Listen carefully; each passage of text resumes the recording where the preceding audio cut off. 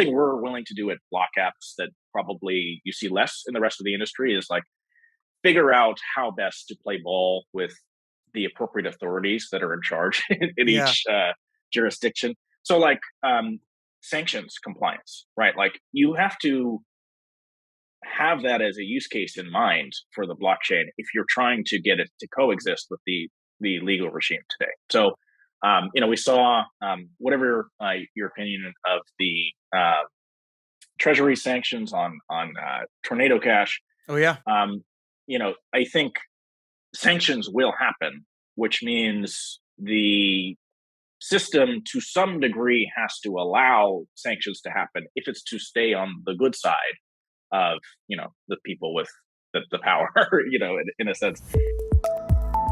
This episode of Untold Stories is sponsored by Bing X. You'll hear more about them later on in this episode. A lot of the listeners like to know kind of like what's going on right now, what you guys are building. Are you like in the stage where you're launching products? Are you having products that you're ready to bring to market, but you're kind of waiting for this bear market to end? I'll just get a little bit of introduction and maybe we can kind of jump in with that. Good morning, good afternoon, good evening, everyone. What is up? I am your host, Charlie Shrem, and together for almost 4 years, we've been diving deep with some of crypto's most influential leaders, brilliant CEOs, those who are running these amazing projects, whether they're decentralized DAOs that span, thousands of miles all across the world, where the DAO members eat breakfast together every day, even though they're on different time zones, to politicians, to kind of the middle managers, to you and I, just friends who like Bitcoin and crypto. We get people who have been involved since the early days, people who've joined just maybe last week. But there's so much that we've been learning from everyone. We're going to really be focusing on where we are right now and how and the cycles, because I'm really a person about cycles, and I've been in this space such a long time. And my guest actually as well has been in the space a very long time. So we'll be able to talk about forgetting like putting pricing aside. Someone told me this yesterday. The markets and the investors are very different than the actual products that we're building and the users that are using them. So my guest today, Kieren James-Lubin, thank you so much. You're the founder and president and CEO of BlockApps, an enterprise blockchain platform whose company, your mission is to connect individuals, businesses, and industries through global cooperation and trust. Prior to that, you were working on some Ethereum stuff prior to its launch. This helped you develop your one of your flagship products called Strato or Strato? Strato, which is this really cool architecture for connecting all type of applications across the ecosystem. There's so much to start with. We can start with like BlockApps. We can start with you. Your story is really intriguing. What's your like background pre-crypto? What did you do? And then kind of like, what was the first time you heard even the word Bitcoin or Ethereum or anything? Yeah. Okay. Great question. So I'm from New York City, and I heard first about crypto probably 2010. So I was still an undergrad at that time. I studied math. Also played football in undergrad, which was Oh, like, nice. you know, a little too much in combination, those two things. And when I really leaned into blockchain, I was in grad school actually, also for math. I was in the math department at UC Berkeley. So, but I heard about Bitcoin 2010, thought a little bit of it, didn't think much of it, didn't really understand it at a technical level. But I remember the price being $3, and could have Yeah. just put a couple $100 into it then, and oh well. So in grad school, I remember the Mount Gox kind of price run up. That was kind of the first one of the. It goes high and then it goes down pretty rapidly afterwards. So I think that was 2013. But Yeah, it it's a long was time now. Yeah. almost 10 years ago. Um, yeah. Sure, it sure is. And so that got me a little bit interested. But actually, the timing was such that I passed my qualifying exam. I'm gonna say like April 2014. And qualifying exam is like a 3-hour oral that some famous mathematicians and one physicist stood and asked me questions at whiteboard for 3 hours. a small handful of which I was able to answer, but they, passed me anyway. And then I wanted to take a couple months to work on something different for a little bit, and it turned out that I would never really return to my PhD after that. But was lucky enough to get my hands on the Ethereum white paper, and that was my first sort of start of technical understanding of what blockchains were. And I realized that they were very intricate. Having a theoretical math background made it, fairly easy to just sort of wade into the space. And, there was um, computer science is only 50, Yep. 60 years old in a sense. Blockchains are much newer than that. So it wasn't like there was like years and years of literature to, have to wade through. In math, it takes, since it's been built up over the centuries, takes you a while, takes you to grad school to get up to the current state. But, in CS, if you have some background from undergrad and in crypto in particular, you can kind of get up to the state of the art pretty quickly. So I was able to do that, and was Is that fortunate to. So is again, that is that still till today? I'm sorry for interrupting you, I but do you think it's think changed. Yeah. Well, I mean, it depends. So the theoretical underpinnings are not like wildly different than they were, 8, 10 years ago, I guess. But there's such a proliferation of applications, smart contracts, all that sort of thing. So that part's impossible to track now. It's so big that it's and moving really quickly that no one person could know it all. But the theory is still pretty slim in a sense.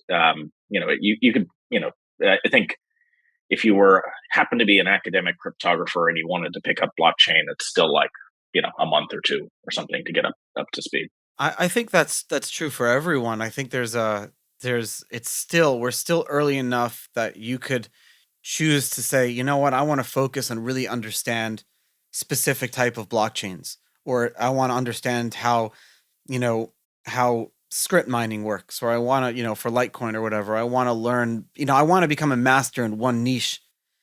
You still can. There's still not enough people in the space that you can't be. If you're hiring and you're interviewing someone, and yeah, they all your core values they follow, like they're not tardy at work, they are available and they communicate even when things are bad. Good qualities that we look for, but they're like masters of a very specific section of crypto. Is that like a potential good hire for you? Yeah, it's a good question. And let me react to your point. I was talking with some of our two other co-founders last week. We had a big company meeting on Friday, and we said to each other, so the company kind of got going in 2015, the early stages, and really formally incorporated 2016, et cetera. And we thought we were we thought we were late in 2015, Yeah. and that this was all like, everything had shaken out, et cetera.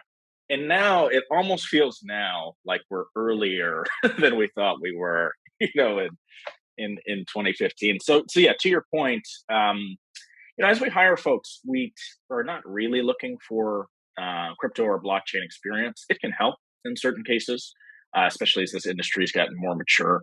But what you find is lots and lots of people in the space are very young, very smart, kind of long on crypto knowledge, maybe short on just like general business experience and like operating in a company and all that sort of thing. So we found it's kind of easier to train the crypto part or the blockchain technology part than the other parts. So we don't really bias our hiring towards the sort of within industry experience, if that makes sense. Interesting.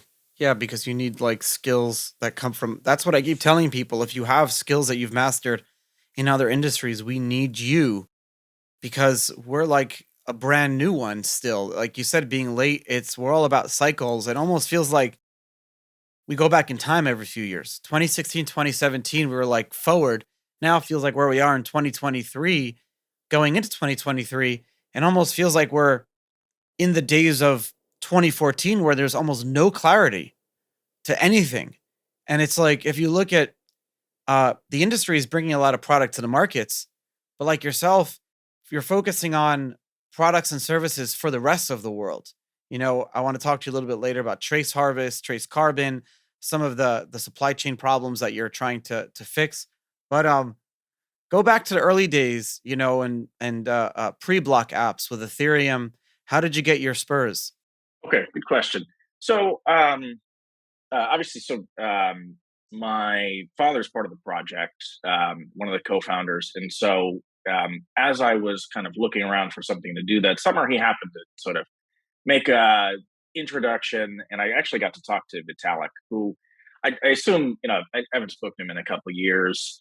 He is probably just way too busy to work, but still he's always had the attitude of like, if he had something to bring to the table, like come Yeah. on in. Um, I remember, so we met.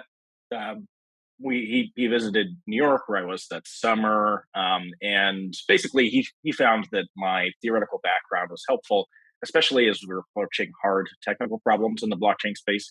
At some point, he had written a document called like the 10 hard problems of Yep. cryptocurrency. I can't quite remember the title. And so, what I had helped him do and the rest of Ethereum is kind of proxy and talk to academia, as there was sort of maybe a vocabulary gap between what the really smart blockchain people were doing and what some super smart academic people who could probably help were saying that needed to be addressed at that time. So we put on a conference in early 2015 called Crypto Economicon that kind of brought together some more academic types, some more business types, and some of the hardcore blockchain developer folks. And we kind of from this started to realize that there was a really big opportunity. And again, even then, the technology was mostly ready, at least from in concept. There haven't been enormous changes to it. Even the before Ethereum was Yep. launched, the proof of stake roadmap was conceived. There was a plan, right? And there was lots to do to execute on that plan. But you could see in that room that this was going to be something kind of really big.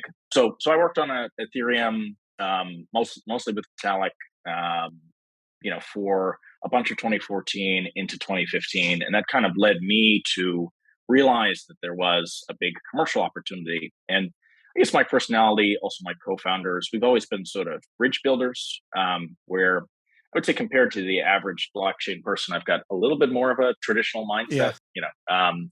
and so we thought, okay, let's try to figure out how to take this technology to businesses. And we imagined that through businesses we would get to the mass consumer market, and that a whole lot of challenges had to be addressed, from usability, but the way the technology is governed, et cetera, to make that happen. And of course, that remains true today. And I think it has been the case that, of course, businesses sitting on top of blockchain platforms have brought the technology to consumers, be those businesses, exchanges, wallets, to everything else. But yeah, so I've definitely been surprised by just the amount of focus over the years. So I sort of thought back in 2015 that the like price focus of the Yeah. industry was going to be ephemeral, and that has ended up being an enduring feature more than much longer than I expected. And we've gone through waves of it with the ICO boom and all that sort of thing. I mean, on the one hand, these are sort of amazing innovations that are going on, but I think it definitely wasn't the usage pattern we expected at the outset. We sort of thought, okay, people are going to do regular, day-to-day stuff with this, and businesses are going to start to move core operations to blockchain technology. And take some time, But don't you reasonably think that's quickly. happening? Yeah, It just takes a it lot certainly longer. is. It just took longer than I thought it would, and it, the yeah, it's happening, but so much energy is going into even still. This kind of waxes and wanes with the Sure. prices, so it's a little bit quieter, thankfully, at this moment. But so much energy goes into tokens, their value, their economic model, and all that sort of thing, that it kind of and a lot of technical talent is at least pulled in those directions. Like, they may not even, explicitly be optimizing for token prices and all that sort of thing, but it's like having a stock price. It's like it's there all the time. People are talking about it, they're thinking about it. And so you don't want to do anything to disrupt your token value if you have one. And this is actually part of the reason we've not released a token at any point, that it just becomes what you're about once you have one. I get it. And Yeah. one of the first things I advise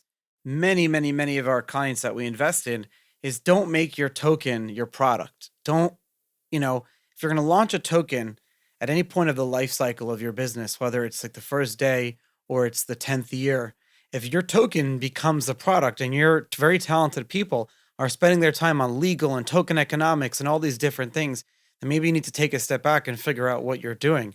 I'm seeing, excuse me, I'm seeing like a definitely a shift back to like we're just going to launch a token and let it do its thing instead of focusing too much on token economics. I think it's definitely like a hybrid in between, but no one knows the answer to this. And part of the regulations that come out will probably govern like where companies that go public have like separate almost like investor relations teams that what they can say it's separate, and maybe that's where this is going.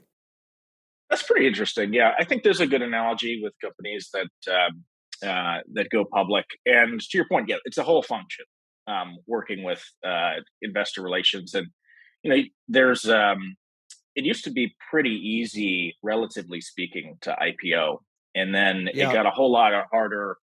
First with kind of the dot-com bust, and then with the 2008 financial crisis, the rules got much more stringent. Where to justify going public, um, except for certain types of companies, maybe biotech companies are different. You need to have like 100 million in revenue, and then because your costs of being public are going to be like, I don't know, 5 million a year or something, and the exchanges push the minimums pretty high for market caps and all that sort Yeah. of thing. So I actually think there's a gap where it would be nice if kind of Main Street investors could participate in the growth of, let's say, tech companies generally. They're staying private longer because it's a pain to be public. And this means kind of the returns are going back to people who are um, expert and already rich. So I don't mean to So be all let's over the place with this discussion. Sorry, good. no, that's actually a good kind of tangent for a second. I do see a lot of tokenizing of otherwise very illiquid assets. So like Mhm.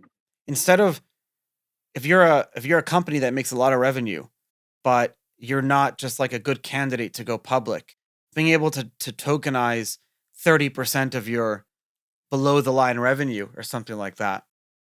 Uh I'm seeing, you see INX Group have launched already 6 securities tokens. Do you think that's where we're going to go now? Are we going to provide liquidity to otherwise illiquid places?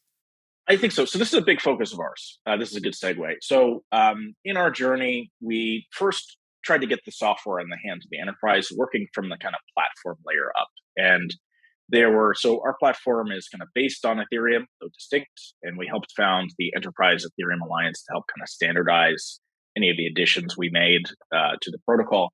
A lot of it was around privacy. So there are big strides going on all over the place in privacy, but kind of the enterprise sort of wants almost the opposite privacy model of public blockchains. Enterprise wants to know who the counterparty is and then not make the transaction visible to the whole world. Where, in public Yes. blockchains, the counterparty is pseudonymous typically, or to some degree pseudonymous, and all of the transactions are visible.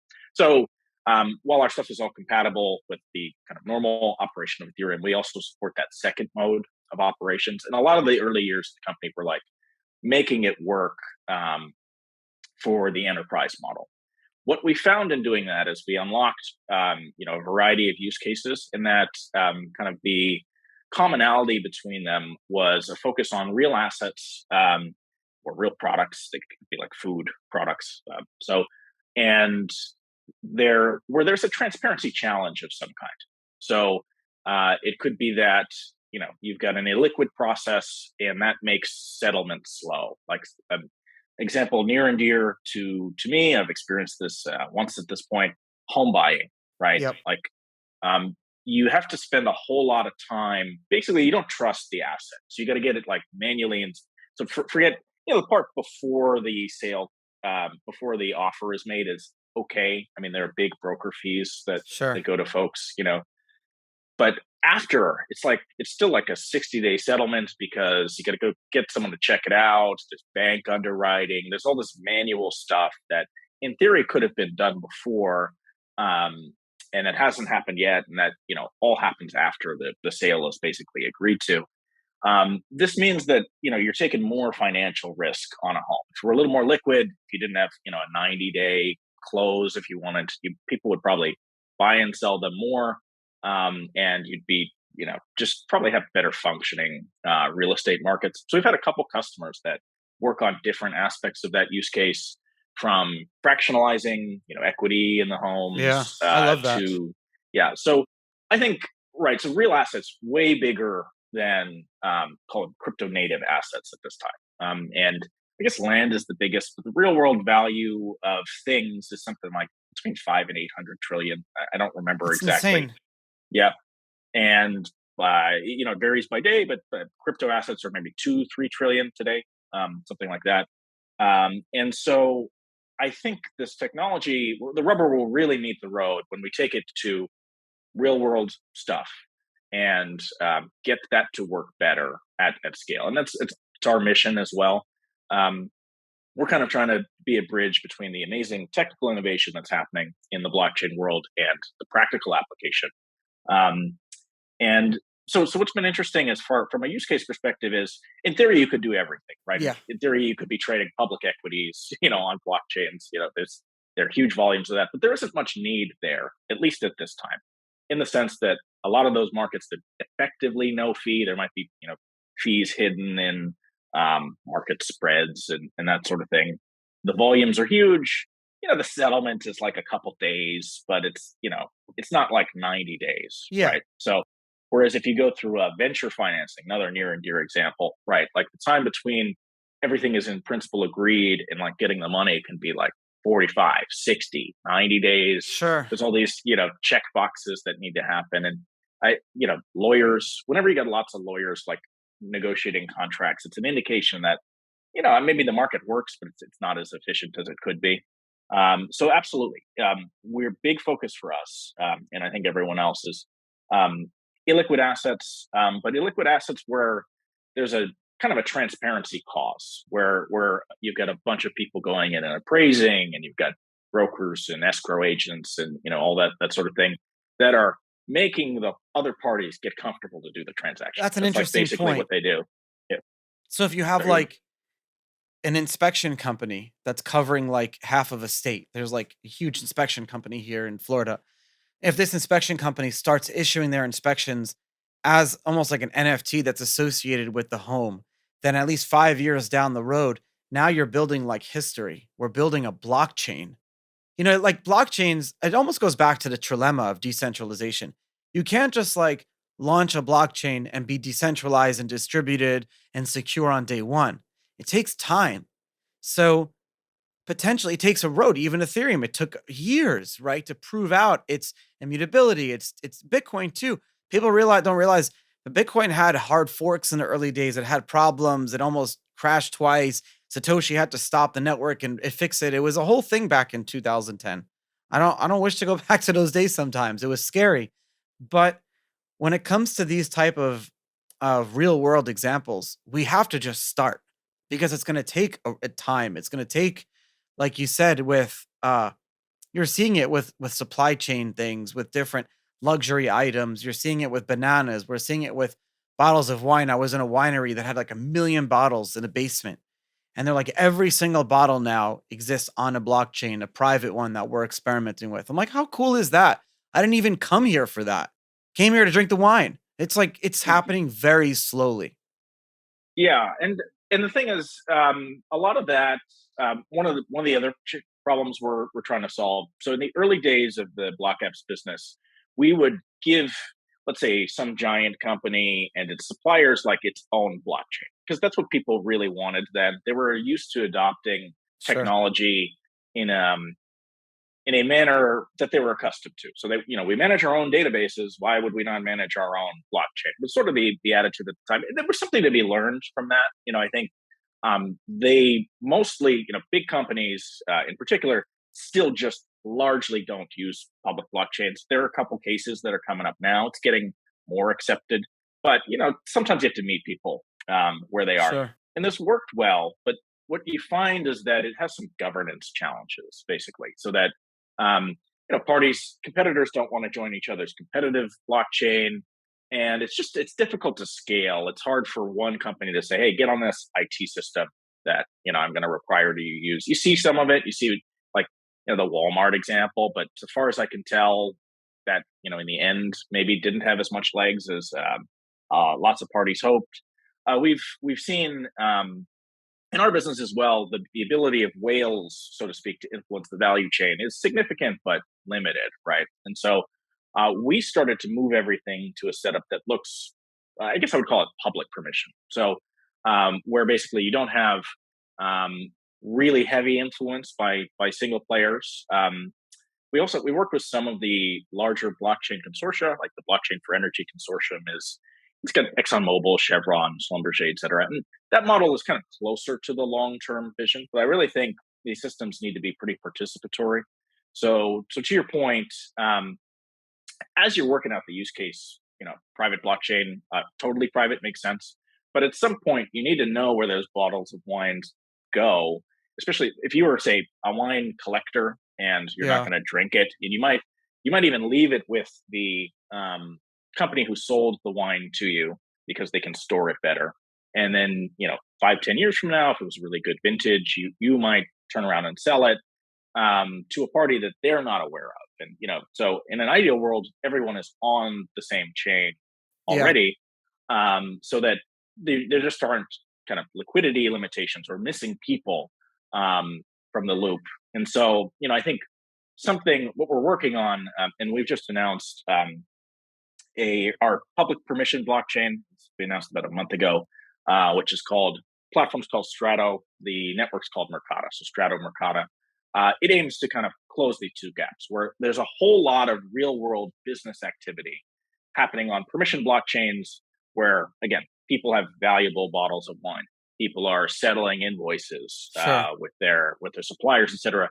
And we're trying to kind of bring it all together under one roof so that all of the trade can flow smoothly while still protecting the privacy that the enterprises are really concerned about. Most likely, it's on a permission chain because they said, "Well, we don't want our wine pricing Yeah. leaking out. We don't want people to know where the inventories are. Like we don't want theft, all that sort of thing." So you need those data protections too, but you also need the scale and the standardization that public blockchains can offer. Anyway, Well, sorry, I was riffing on your point no, I there. was just it's funny how like your answers lead me to more questions. And is it just and kind of like what I'm thinking, what a lot of people are probably thinking, is it that you have all these competitors and counterparties and different people in a supply chain that are almost in competition with each other and want to protect secrets and data and information. Is it just that this blockchain now has become this technology that you don't have to trust the counterparty that owns and operates it? Blockchains kind of because they're run by all of the validators and nodes in a very decentralized way. All of these different participants now can say, okay, we're ready to open up and participate because it's on a blockchain. It's definitely part of it. It's the trust. It's also so. I mean, a lot of if you've got heavy manufacturing industries, they tend to have automated some of the communication between them and their suppliers and their key customers, right? So they might have EDI systems that say, all right, here's a purchase order, make the shipment, here's the shipment, so they've got some ability to message each other already in an automated manner. Oh, But that it hasn't really scaled, and it doesn't scale between you know company one to company two to company three. It really just goes company one to company two, and then when you get 10 companies down the line, you can't do that many technical integrations, right? It's you're thinking about hooking an ERP, some kind of financial and manufacturing kind of accounting system into a messaging system. And if you do it point to point, it's just impossible. You're only going to do that for your really big customers, your really big suppliers. What the blockchain system presents is yes, it's neutral. And so you feel much better about entrusting data to it as compared to um, some SaaS company, some clearinghouse, or directly to one of your competitors than you do so that part is part of it, but it's also the scaling the standardization because it's a participatory system. Um, Let me take a step back. So the messaging standards between companies have either usually been set by committee on the one hand, so like there's an EDI standard that some folks contribute to. It's kind of a slow process. And so if you need something above and beyond what's in that standard, your choices are like to make it custom, so it's not going to scale, or to wait for that to be incorporated. It's so funny. Um, what or the standards are just set. So in like the financial industry, there Swift publishes in effect an EDI standard, which is a bunch of messages that you can send to Swift, and they change that on their pace. So they're both setting the standard, and they're the tech company who facilitates that activity from happening. The blockchain path allows you to extend it more easily and achieve standardization at the same time. Basically, because everyone is working on the same smart contracts if you're using those. And so a data standard representing, I don't know, a shipment of drills could be created by one company and then used by all the others. Again, if there's not a lot of proprietary advantage in your data standard for drill shipping, that means that instead of just one automated integration on the value chain, everyone can see in the future what the data should look like. And so it allows scaling up of traceability as it flows across trade that you just didn't see with other technologies. Guys, hot off the press, we've just negotiated with our epic new sponsor, BingX, over $155 in free new user rewards for each of you. Just check them out and click the link below, and I'll explain to you who these guys are and why they're offering such an amazing award to our Untold Stories listeners. BingX is a really cool crypto social trading exchange. They offer the usual like futures, spot, derivatives, all the good stuff that you guys like to do, all the cryptos and all the different coins that you want to buy, but they also offer a really cool copy trading service, and then you can see all their traders over the past few years, how they've performed, and you can simply copy their trading. They have over 3 million users, regulatory licenses in Canada, USA, over in Europe, through Lithuania, Australia. They got one of the best ratings by CertiK, so they're legitimate, and they're going to be helping us out and offering you guys this amazing deal. Listen, if you click the link below, there's a new user reward and an extra on top special link bonus. You're going to get $155 in USDT. The link has everything in there, and they're even capping your losses up to $10 if you go in there and try to play around with the copy trading. BingX.com, thank you guys so much for sponsoring us. I'm excited to send some more videos and update you guys on their platform. It really looks nice. It's comfortable to use. You feel safe and secure. You get $150, $155 for free, so why not? Go check it out, BingX. Thank you guys. We read the news every day, and we're watching like a lot of political tension build up, right, between China, the US, Russia, Ukraine, India, some of the G7 countries all over the world. Lines are being drawn. But when I go to sleep at night, I think about trade, and I think about how money, at the end of the day, money and capitalism, as much as half these countries are communist or pseudo-communist, socialist, whatever, I know at the end of the day, like, the ability to have like a healthy economy and constantly bringing people out of poverty is why those dictators have power, right? For example. So what helps me sleep at night is knowing that our trade routes are so integrated and we're so globalized that there's almost a constant disincentive for tension. And you see that in a lot of like, constantly the conversation is about economic sanctions. And then you see like, okay, we're going to sanction Russia, but we need to make a loophole in order for them to sell gas to Germany, or we're seeing this all the time, to India, for example. Is it too like, blockchain is going to solve world peace? Is it too like far out for me to really ask you if you think that this technology is actually furthering the integration of all of our trading around the world? It's a good question. So we have dealt with some international trade within the company, and without going to a lot of the details, part of the goal is to just ensure compliance and actually prevent things that are not approved to go to a certain place from going to that place. Sometimes it happens by accident. So it's early, definitely. And I think, we more or less have one internet. You've got great firewalls and all that sort of thing. So I think, and similarly, public blockchains function pretty well across borders.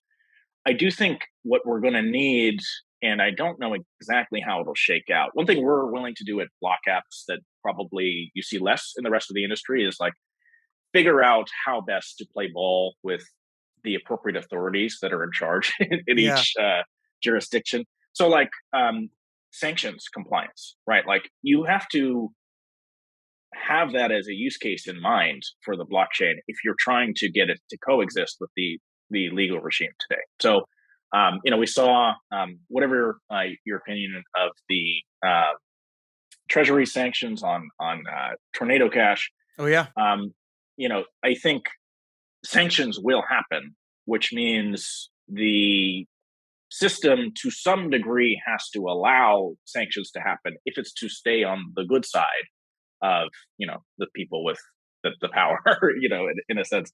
And I think early blockchain people were very much opposed to that kind of thinking.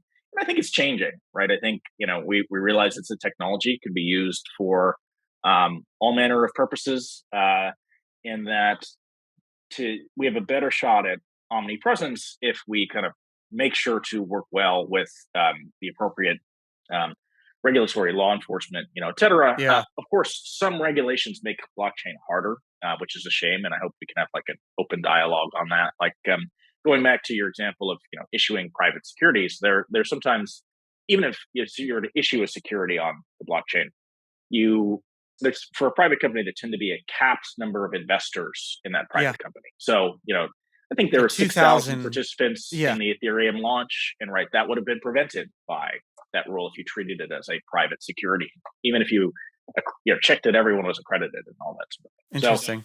So, so there are challenges there. There's rules that probably could be updated without hurting consumer protection or all that sort of thing. But it's for the technology to be realistic. You've got to work well with law enforcement, respect national sovereignty, coexist with fiat currency, assets, which people still want to pay in fiat most of the time.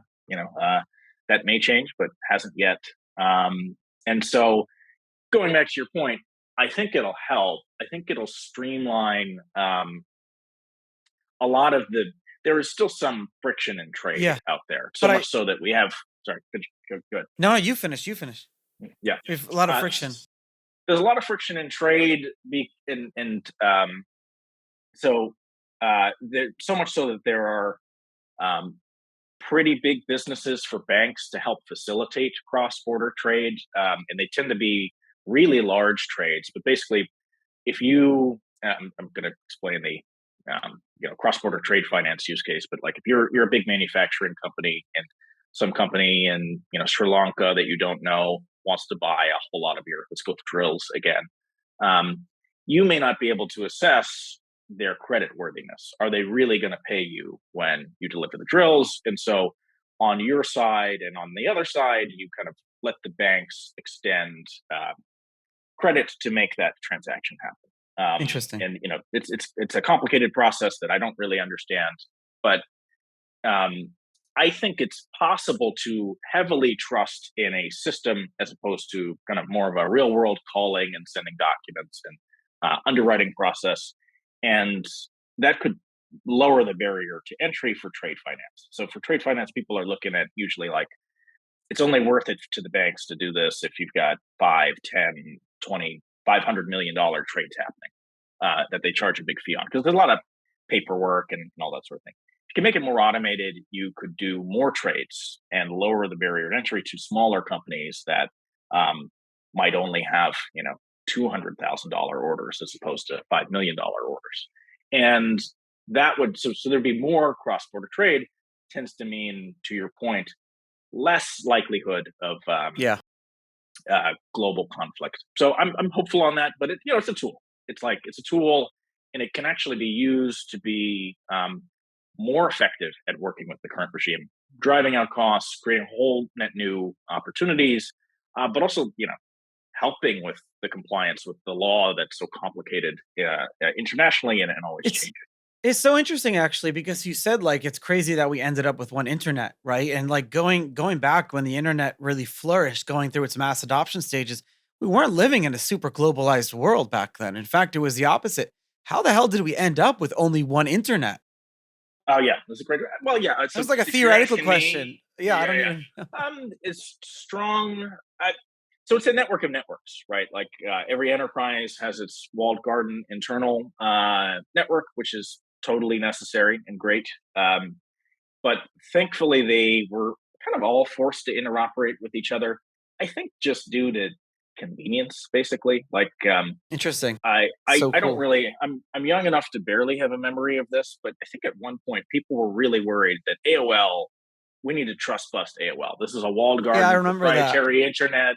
And and then like 3 years later, it was just like irrelevant because people figured out the lowest friction path is a system that's pretty open. Now, it's not like there's a sense in which the internet is less open than blockchain technology, right? Like you did real world, everyone has uses HTTPS, kind of Yep. Chrome forces you to, right?